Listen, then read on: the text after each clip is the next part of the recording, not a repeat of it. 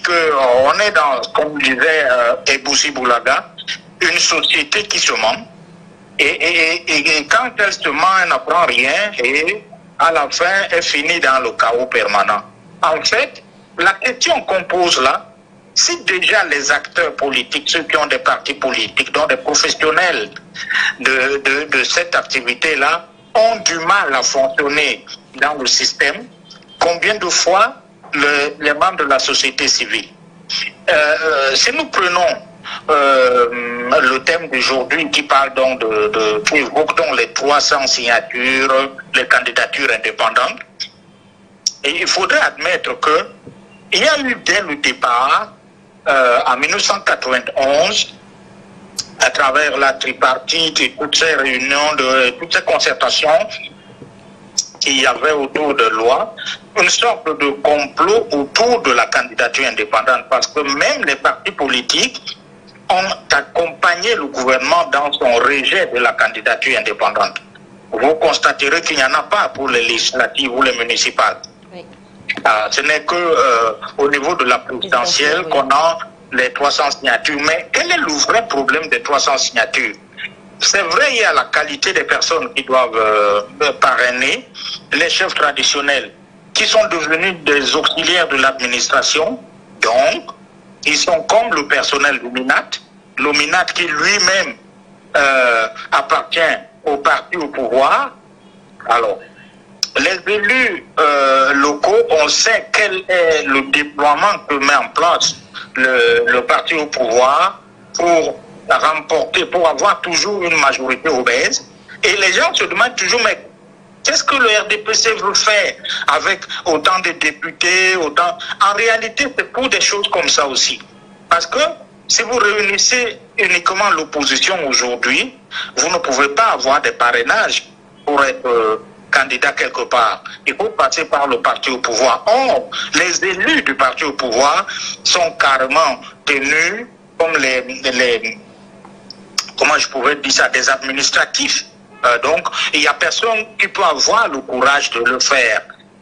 Parce que même si un conseiller municipal, un élu régional ou je ne sais pas qui d'autre, vous faisait un parrainage, il faut bien passer par l'administration préfectorale pour aller légaliser ce parrainage. Et on sait que ces gens-là sont toujours tenus par leur hiérarchie qui, elle, appartient au RDPC. Donc, c'est un mensonge qu'on se fait entre nous de penser qu'on est dans une démocratie alors que ce n'est vraiment pas le cas. En réalité, c'est tout le système qui est verrouillé. C'est-à-dire que, imaginez que pour créer un parti politique, il y a des gens qui ont attendu 5 ans pour avoir la légalisation de leur parti. D'autres n'en ont jamais eu. Les activités de ces partis, quand ils sont légalisés, sont pratiquement interdites. Et même quand on veut vous donner l'autorisation, il faut passer par un sous-préfet, un préfet qui, il faut l'admettre. Bon, on va pas le dire, on va pas le dire comme ça. On va pas le dire comme ça que les sous-préfets sont des préfets sont des militants du RDPC. Jusqu'ici, si vous n'avez pas pu voir leur carte de membres du RDPC, je préfère qu'on ne le dise pas. Mais poursuivez, Monsieur Mboua. Oui. Alors, maintenant il y a des obstructions. Hein. Je voudrais juste démontrer qu'en réalité, le système démocratique dans notre pays est donc tellement verrouillé, n'est ouvert que pour le parti au pouvoir, et donc ça devient un problème pour les personnes déjà qui sont dans les partis politiques de pouvoir faire passer leur candidature. Vous voyez ce qui se passe en ce moment, je ne veux pas revenir là-dessus. Et maintenant, les gens de la société civile, l'autre problème qui peut se poser aujourd'hui, c'est la question de financement. Est-ce que c'est facile d'obtenir des financements pour aller déposer sa candidature ou pour organiser toute la démarche qu'il faut pour faire enregistrer sa candidature auprès de l'ECAM et pour la suite du processus. Donc je pense, pour ne pas tirer de long en large sur la question, que Pour moi, cette question de candidature indépendante à la présidentielle est une utopie. On se ment à nous-mêmes, ce n'est pas possible. Très bien. Défaut de signature Charles Cacharel, absence de parrainage en bonne et due forme. J'interroge finalement avec vous l'accessibilité réelle du processus électoral au Cameroun. Moi, ce qui m'intéresse et qui m'a vraiment amené sur juste cette candidature indépendante, parce qu'il faut aller en profondeur. Oui. Je crois qu'ici, Edmond Kouyaté ou encore Patrick Refoué ont tous tenté de nous ramener encore sur la priorité des investitures de candidature. Certes, il y a eu cette priorité d'investiture de candidature, mais maintenant on se rend compte que parmi ces candidats, il y en avait 30 qui ont voulu passer par le principe de la candidature indépendante et ont été, à un moment, incapables de réunir les 300 signatures. Alors on questionne pourquoi est-ce qu'ils ne sont pas capables et que depuis qu'on parle d'élections dans ce pays, personne n'a réussi à pouvoir réunir les 300 signatures. On en est là. Et que ça ne dérange personne. Oui, au regard du construit qui a été fait, parce qu'au départ, j'ai tenté de montrer ici qu'en fait, la loi portant code électoral est une émanation du RDPC, qui est le parti majoritaire à l'Assemblée. Et ces lois n'ont pas été proposées par des députés, c'est l'exécutif qui a posé la loi portant code électoral, qui a été votée par les députés qui sont totalement acquis au RDPC. C'est pour cette raison qu'on se rend compte que depuis plusieurs années, la société civile, d'autres acteurs politiques revendiquent un code consensuel.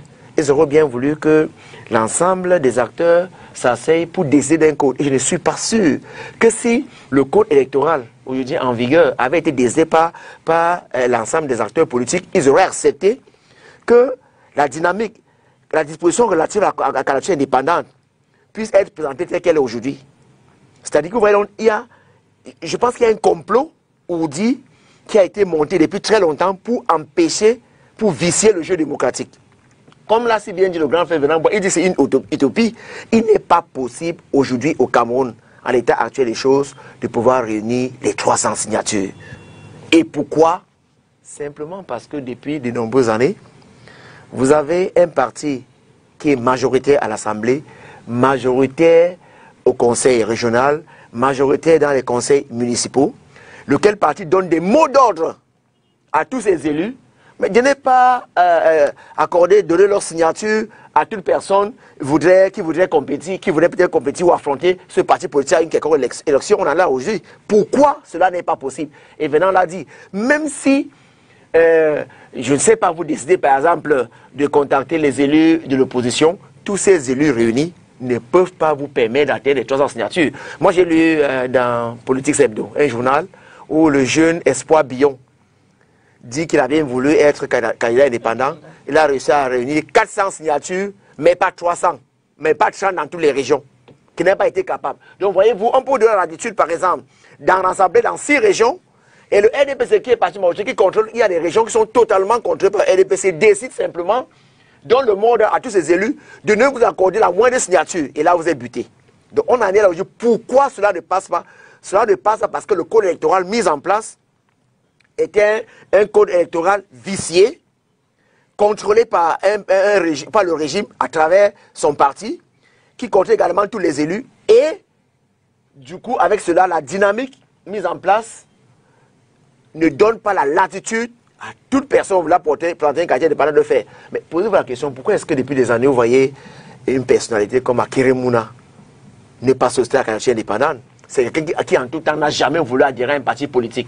Mais assez souvent, est dans l'obligation, vous voyez, de se mettre sur le parapluie d'un parti politique pour aller aux élections.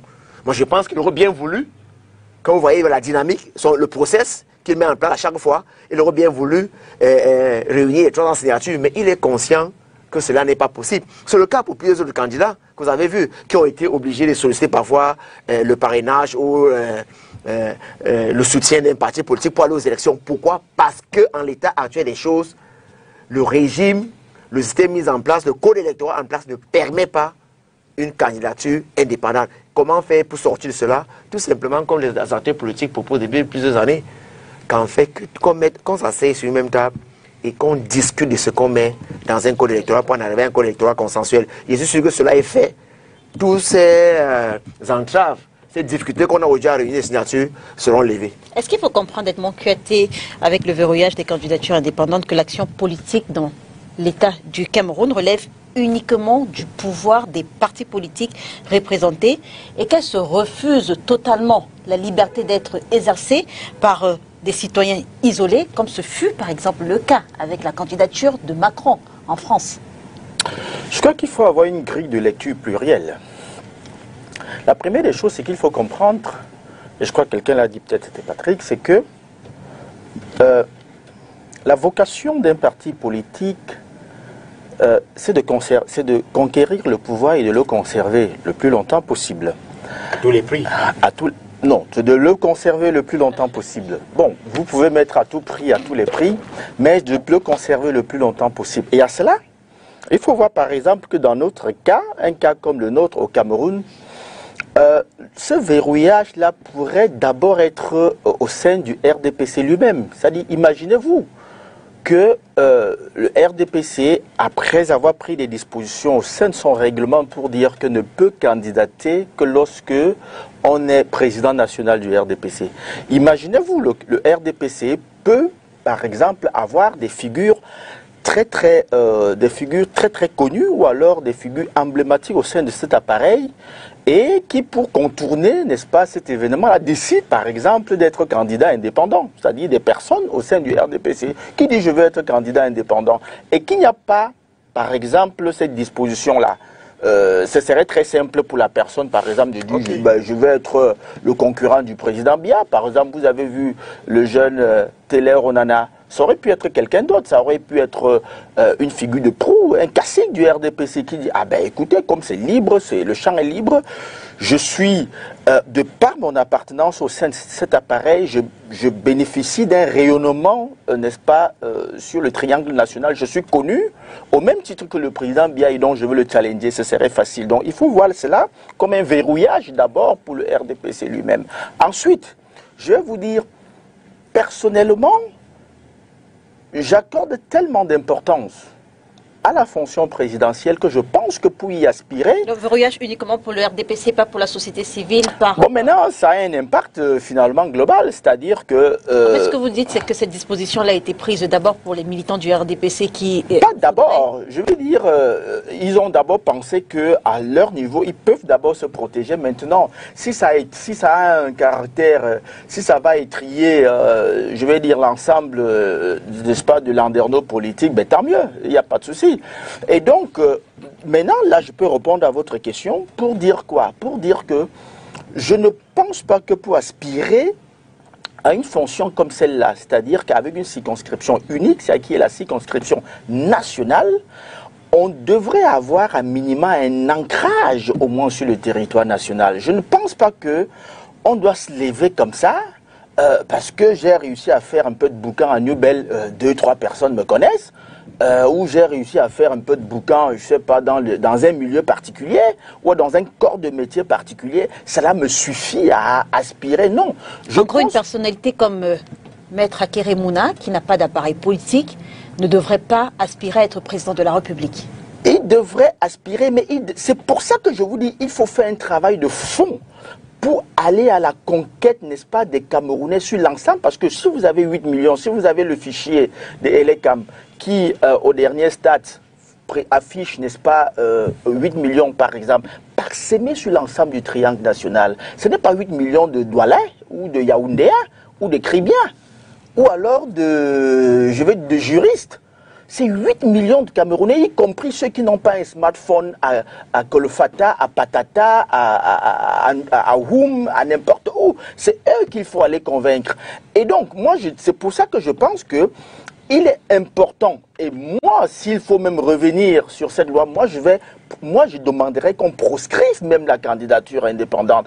Parce que je pense qu'il faut un appareil politique qui vous permet d'avoir une représentation. Parce que et donc de quelle manière est-ce qu'un citoyen membre de la société civile, qu'on voit très impliqué dans les affaires sociétales du Cameroun, peut jouer un rôle politique au Cameroun? Si vous voulez jouer un rôle, oui, allez adhérer à un courant politique.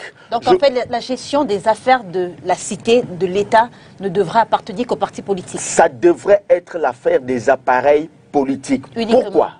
Oui, moi je le dis comme ça. Pourquoi? Parce que vous devez témoigner que vous côtoyez tous les Camerounais. Bois du petit lait.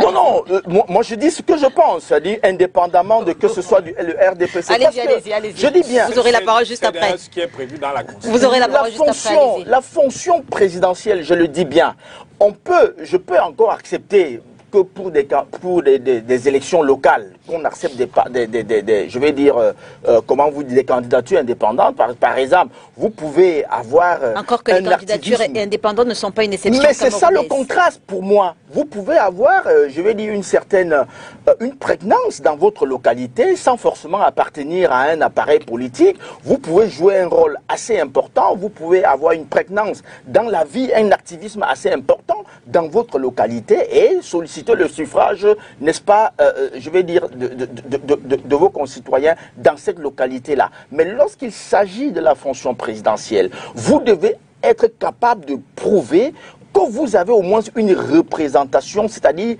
des gens qui expliquent votre projet de société. Parce que il ne faut pas céder à la paresse. Ne croyez pas que parce que, Leila, je suis à la télévision, je parle, et que je dois croire que tous les millions de Camerounais, tous les 30 millions de Camerounais sont en ce moment rassemblés pour m'écouter et cela suffit pour que je dise que ah non, je peux prétendre à la fonction présidentielle. Je pense qu'il faut prouver que vous avez au moins fait le tour des 10 régions. Et comme cela n'est pas possible que vous le fassiez vous-même pendant tout le temps, et donc vous devez avoir au moins des cellules, vous devez avoir, je vais dire, des représentations, des gens qui vous représentent là-bas et qui font le relais pour pouvoir expliquer le projet dont vous êtes porteur. Moi, je ne pense... C'est pour ça que, par exemple, il est permis que sans être encarté quelque part, que vous soyez investi. Pourquoi? Parce que l'esprit derrière, c'est que cet appareil qui va vous investir, c'est du donnant-donnant. Vous pouvez avoir de l'aura, vous pouvez avoir le charisme qu'il faut, la présence et la prestance qu'il faut, la bonne idée, la substance nécessaire, mais maintenant vous êtes porté donc par un appareil qui a fait un travail de fond sur l'ensemble du triangle national. Au détriment des militants de ce parti qui font leur classe depuis toujours. Peut-être que vous avez fait un travail de fond, mais cette fois-ci, il faut comprendre que malgré le travail de fond, pour pouvoir, n'est-ce pas, quadriller l'ensemble du triangle national, peut-être vous n'avez pas quelqu'un, parce qu'on dit, la fonction présidentielle, c'est quoi? L'élection présidentielle, c'est la rencontre d'un homme avec le peuple, avec les électeurs, l'ensemble, n'est-ce pas, du peuple camerounais. Et donc, vous devez avoir le charisme. J'aimerais bien qu'on revienne un tout petit peu en 2018 et que vous nous que vous le redites, ou que vous le redisiez, le français. Oui. Que l'élection présidentielle, vous aurez la parole dans un instant juste après le docteur Patrick Rifo, et que l'élection présidentielle, c'est la rencontre entre un homme et les populations. En 2018, on a constaté que le chef de l'État n'a eu que 8 minutes de campagne. Pour le cas du chef de l'État, je ne veux pas porter un jugement de valeur. On suppose que c'était un monsieur quand même qui est aux affaires depuis combien d'années? 43 ans. Et donc, on suppose que même l'enfant qui est né il y a 2 jours, il connaît ce monsieur, il le connaît très bien. Et donc, moi je dis, pour être plus sérieux, oui. Leila, et là je suis très sérieux, je dis la fonction présidentielle, ce n'est pas une fonction qui offre tout simplement le prestige, mais cela, n'est-ce pas, revêt une responsabilité sérieuse. Alors, de ce fait, vous devrez par quelques mécanismes que ce soit être connu au moins du dernier citoyen qui est à Moulumba, à n'importe où. On va prendre Monsieur Venant-Bois qui veut peut-être réagir après vous, avant le docteur Patrick Rifo et sa question. Monsieur Bois, vous vouliez dire quelque chose?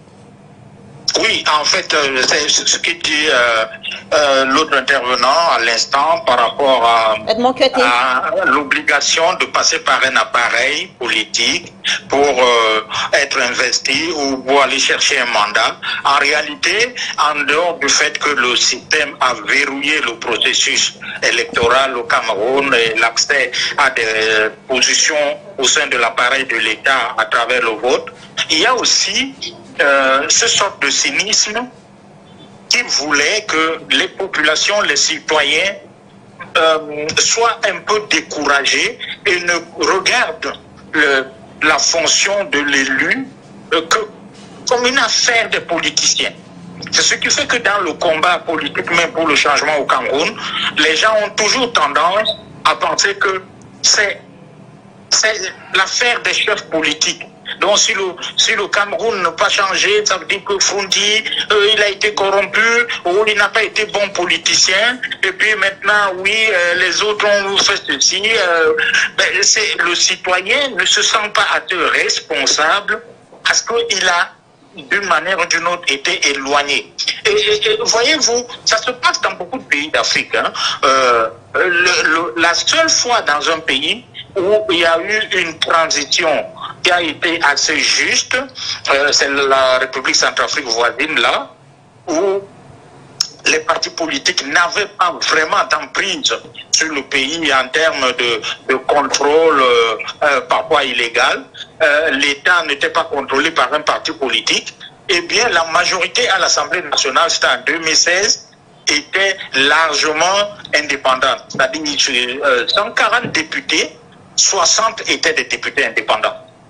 Mais dès lors que le président Touadéra a pris le pouvoir, il s'est créé un parti, il y a eu un appareil, on est revenu au système que nous voyons chez nous où les personnalités de la société civile ne peuvent pas émerger pour avoir assez de place dans les postes de lieu. Je voudrais aussi conclure en disant que la réalité que nous vivons aujourd'hui ne peut pas évoluer si nous pensons que les partis politiques ont pour job d'aller faire le changement à la place des citoyens. Les partis politiques ont le job d'aller faire la politique à la place des citoyens. Il y a une responsabilité citoyenne, chacun à l'endroit où il se trouve. Quand on se plaint de l'absence de l'eau, de l'électricité, ce n'est pas l'affaire. Il n'y a pas que les partis politiques qui en souffrent. C'est d'ailleurs pour ça que nous avons créé ce collectif-là pour Cameroun is Back, pour sensibiliser les citoyens à jouer leur rôle, et notamment dans le cadre de ce processus électoral, de chacun de sortir, d'exprimer ce qu'il veut par rapport à la situation actuelle que nous vivons, où on a tous l'impression qu'on n'est pas gouverné, qu'on a un gouvernant qui est absent et que le pays est entre les mains des personnes qui n'ont pas été choisies par les citoyens, et qu'il faut que les citoyens désormais travaillent, parce que la démocratie, c'est surtout, je la résume en une phrase, le droit pour les citoyens de choisir leurs dirigeants eux-mêmes. Alors, monsieur Mboua parlait justement de démocratie. Docteur Patrick Rifo, il n'est pas possible de réunir les 300 signatures. Personne n'a jamais pu le faire. C'est une disposition pourtant du code électoral, l'une des deux seules voies pour être candidat à l'élection présidentielle. Est-ce que ça ne pose pas fondamentalement un problème dans un État dit démocratique? Écoutez, je pense que l'élection présidentielle ne peut pas être une foire au cancre. Ça ne peut pas être une auberge espagnole. Autrement dit, les conditionnalités qui sont posées sont des conditionnalités qui ont vocation justement à limiter les intentions. Parce que sinon, effectivement, on se retrouverait dans ce que Edmond dénonçait tout à l'heure, c'est-à-dire le fait que tous ceux qui ont des démangeaisons au cerveau vont se dire « moi, je vais aller déposer ma candidature ». Non. Les conditionnalités qui sont posées sont des conditionnalités qui ont vocation à limiter les velléités. Donc, effectivement, 30 millions de Camerounais peuvent vouloir être présidents, mais à la fin de la journée, on ne doit en avoir que 13, par exemple, qui pourront effectivement concourir à l'expression du suffrage universel. Pourquoi? Parce qu'il y a un tamis qui est fait de sorte que tous ceux qui ont une velléité ou tous ceux qui sont poussés par leur épouse dans le cadre d'une confession sous l'oreiller qui leur dit « vas-y, je pense que toi aussi tu peux devenir président de la République », bon, qu'il soit quand même... C'est la carrure d'une première dame. Voilà, ça peut aussi être ça, Donc ce type de velléité soit freiné par ces conditionnalités. Donc le souci et pour donc qu'il n'y ait qu'une seule voie dans la pratique. Non, vous savez... Parce que le code électoral parle de deux voies. Non. Faites attention, Madame Léla. Vous me faites penser à la problématique du signe noir. Edmond qui est un financier, c'est un peu ça. Je veux dire, vous avez été tous d'accord. Je vais y arriver. Pour dire que dans la pratique, c'était pas possible de réunir les 300 signatures. Non, permettez, je vais y arriver. Le Sinois, c'est un paradigme qui a été développé par Nassim Nicolas Taleb et qui consiste simplement, je vais paraphraser pour ne pas être très long parce que je sais qu'on va vers la fin, qui consiste à dire, ce n'est pas parce qu'un événement est rare, ce n'est pas parce qu'un événement n'est pas encore survenu qu'il ne surviendra jamais. Parce que justement, ce n'est pas parce qu'il n'est pas encore survenu qu'il ne surviendra jamais. Là, je vous parle des travaux d'un statisticien qui sont quand même des travaux très sérieux. Parce que à l'époque, quand on n'avait pas encore découvert l'Australie, pour la petite histoire, les Occidentaux ne savaient pas que les Sinois existaient.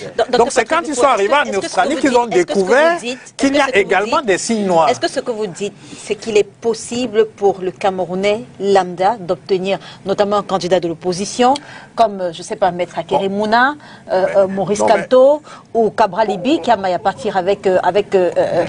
Madame Est-ce que ce que vous dites, c'est qu'il est possible pour un tel candidat de l'opposition d'obtenir les 300 signatures? Je préfère que nous disions candidat de la société civile. Même si Venant Bois, qui est journaliste depuis très longtemps, c'est un ancien du Messager, fait savoir qu'effectivement, depuis toujours, on n'a jamais eu de Camerounais dont la candidature indépendante... C'est pour ça que je vous ai pris le paradigme, je vous ai rappelé le paradigme du Sinois. Ce n'est pas encore arrivé, ça ne signifie pas que ça n'arrivera jamais. C'est un événement probable parce que sa probabilité n'est pas égale à 0.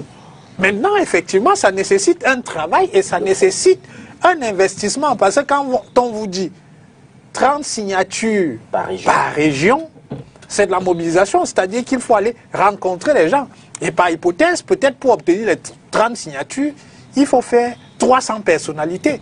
Donc, si vous devez faire 300 personnalités pour les 10 régions, ça signifie que vous devez rencontrer personnellement ou alors via vos équipes au minimum 3000 personnes, je crois. Au minimum 3000 personnes. Ce verrouillage, quel est son impact sur le jeu politique et démocratique au Cameroun? Pour espérer, effectivement, vous devez rencontrer à peu près 3000 personnalités. Et vous devez faire tous les arrondissements du pays. Voilà, pour espérer obtenir les 300 signatures. C'est un travail important, effectivement. C'est un obstacle qui me semble important parce qu'il traduit également votre volonté. Et votre acharnement. Et votre acharnement. Mais si vous n'êtes pas déterminé, si vous n'avez pas un dispositif derrière pour vous accompagner, parce que je suppute qu'un seul individu ne peut pas rencontrer 3000 Camerounais. Donc si vous n'avez pas un dispositif derrière, vous serez en difficulté. Donc l'avenue la plus simple, c'est effectivement l'investiture par une formation politique. Mais celle-là, c'est une avenue qui est probable, mais qui est effectivement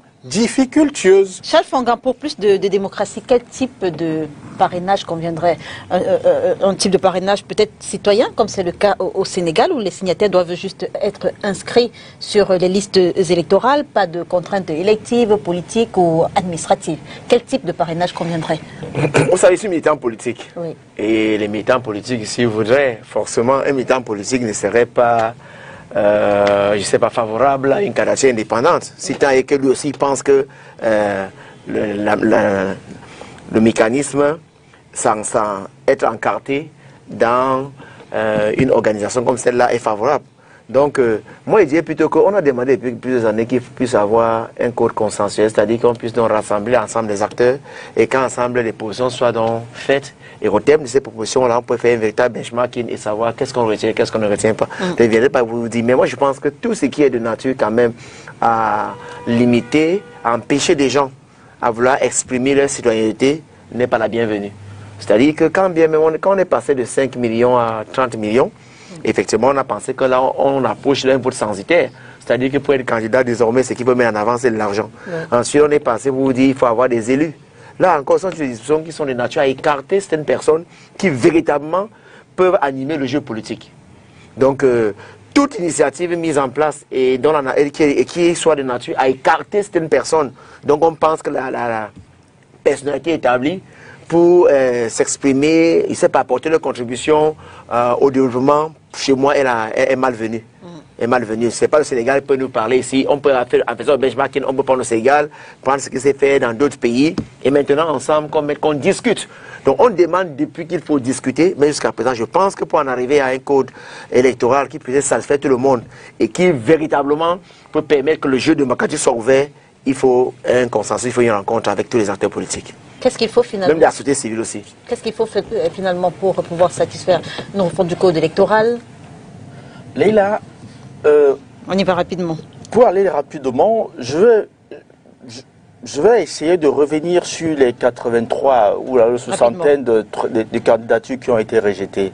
Il me semble que si vous allez regarder le fichier qui a été mis à disposition par l'ELECAM, le Conseil électoral, n'est-ce pas, énumérant les motifs de rejet, mais vous allez voir quand même des raisons, je vais dire des motifs assez ubuesques. Défaut de certificat d'acte de naissance, défaut d'inscription sur la liste électorale. Oui. C'est pour vous dire que, en fait, si... Je précise quand même que certains ont contesté. Ils peuvent contester s'ils veulent, mais je vais dire, sur les 73 candidatures rejetées, oui, si le motif était le même, défaut de 300 signatures, ça aurait pu nous questionner. Candidat indépendant. Bon, je veux dire sur la trentaine, parce qu'il y avait une trentaine de candidats indépendants. Sur la trentaine de candidats indépendants... Autre motif. Si le motif unique était défaut de 300 signatures, ça aurait pu nous questionner outre. Mais je vais dire que si vous allez parcourir, n'est-ce pas, ces fichiers, vous allez voir des motifs quand même assez loufoques. Vous allez voir des trucs comme défaut de ceci, et puis même des gens qui ont conscience qu'ils ne peuvent pas satisfaire le critère censitaire, à savoir les 30 millions de cautionnement, mais ils vont quand même, c'est pour vous dire que les gens sont assez plaisantins, et les gens nous entraînent sur le terrain de la plaisanterie, alors qu'on parle quand même des choses des choses très sérieuses, comme, n'est-ce pas, avoir la prétention de présider aux destinées de 30 millions de personnes. Monsieur Mboua, j'imagine que comme Charles Cacharel-Fongan, vous appelez à la réécriture du code électoral, un code électoral consensuel qui mettrait d'accord, on va le dire ainsi, l'opposition et le parti au pouvoir. Allô? Oui, monsieur Mboua, vous êtes avec nous? Oui, je n'ai pas bien entendu la question. Je veux dire, j'imagine que comme Charles Cacharel-Fongan, vous appelez de tous vœux à la réécriture du code électoral, un code électoral plus consensuel. Oui, en réalité, moi, bon... On sort sur cette question-là avec vous. Dans le cadre de votre émission, mais en réalité, moi, je suis transitionnaliste. C'est-à-dire, je pense que ce n'est que par une transition systémique qui va remettre tout à plat, refaire les institutions, la forme de l'État, et c'est à l'intérieur qu'on pourra retrouver probablement une vraie commission électorale indépendante, autonome, qui aura par exemple pour rôle à ce moment-là, c'est elle qui va accréditer les partis politiques, c'est elle qui va contrôler la vie de ce parti-là, et non plus un membre du gouvernement qui est lui-même membre de notre parti politique. Oui, pour l'instant, par exemple, si la révision du code électoral se faisait avant les élections, ce serait une bonne chose. Mais comme je n'espère pas ça, ce que j'appelle pour les candidats qui réclament du changement, qui vont aux élections, c'est de mettre en place un projet de changement systémique après les élections, de faire une période de transition, quelle que soit la durée que cela prendra. Merci. Pour que, ensemble, de manière consensuelle, on adopte une rupture avec l'ancien système. Merci. On va prendre quelques messages. Bonsoir à vous et à tout votre panel. Ma question porte sur une situation hypothétique que je souhaiterais soumettre à votre analyse. Selon la compréhension des membres du RDPC, un parti politique ne peut investir un candidat à une élection que s'il a participé aux élections locales précédentes, obtenu au moins un élu et dispose donc d'une représentation dans les différentes assemblées. Imaginons à présent un scénario totalement fictif. Lors de ces élections locales, le RDPC remporte tous les sièges. Par la suite, le président et les organes habilités à procéder aux nominations dans les assemblées choisissent exclusivement des membres du RDPC ou des représentants de la société civile. Dans cette configuration, aucun parti politique n'a d'élu et les personnalités habilitées à parrainer une candidature indépendante refusent tout simplement de le faire.